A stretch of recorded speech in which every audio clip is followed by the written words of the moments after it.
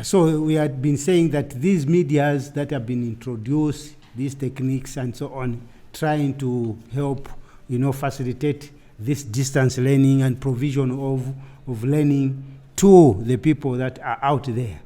Okay, so now I was talking about the terms that are used for distance education. I'm emphasizing now. I was saying that there are this terminology, you will find that somebody will mention of open learning, others they'll say flexible learning, others they'll call e-learning, others they'll call it residential school.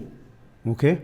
And these are the people that are quite busy with other activities that, most participate in this distance education. They come to the university for a certain period, like Gideon Robert University, we find that residential school runs for 2 weeks. So during this period, we teach them, okay?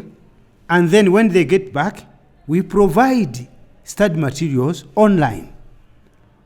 We provide assignments online. They write, they send it to us, we mark and send them the results. So there's that interaction using the different technologies that are used to deliver education. So we provide that, and there's that interaction. I think the previous call that came is a distant student from Sorwezi. Now he's calling me about he wants the exam. So you see, these are some of the examples that we have. There are people that are busy working and they cannot come.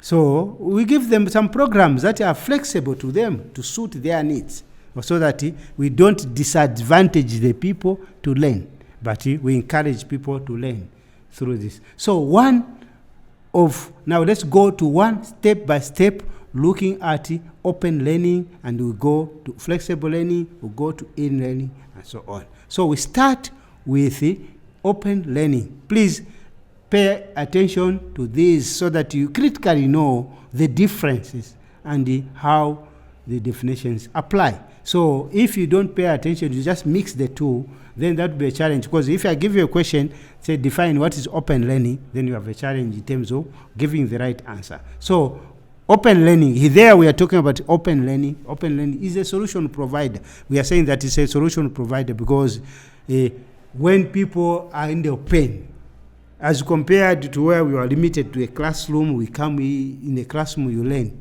But with open learning, people are free. Wherever they are, they can access education. So we are saying that this is a planned, activity to save the mass of the people, okay? The masses of the people. There are many people out there who want to learn, but they cannot come to Lusaka to access education in the universities. Look at maybe for an example, University of Zambia. How many students are there? The university, now the capacity of the university is limited to meet the numbers that are coming in. We have other universities and public universities, private universities. So this open learning is becoming now a possible way of how we can achieve the objective of providing quality education, okay, countrywide or global, okay. So this is making it possible so that those that have certain weaknesses that cannot even come, but they are able to be given quality education and affordable education, maybe at a low cost.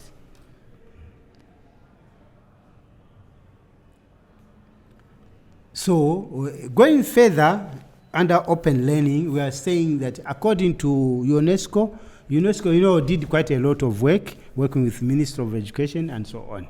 So in many countries, I think UNESCO has been operating and helping in terms of developing this open distance learning. So this one reflects at all that education can be conducted by someone, okay, in time from different place, okay? And the aim there include dimensions of openness, okay? So for students that are on open learning, we are very flexible, we are open, so that we give them an environment of them learning and accessing quality education. So issues to do openness is there to help them to provide. So as educators, maybe you teachers who are providing lessons to students and so on, take note of this as one of the key, part of the distance learning. Okay, so a few universities all over the world operate open universities. In Zambia, we have Zambian Open University. Other countries have Open University. We have Nigeria National Open University. There are quite many now looking at the openness, because when it's open, people can access. When education is limited, like if you look back in the past, we are saying like the Stone Age and so on, education was limited. Educated were limited. So, but now, with this open learning coming in, there's a open of the knowledge. People can be able to get the knowledge.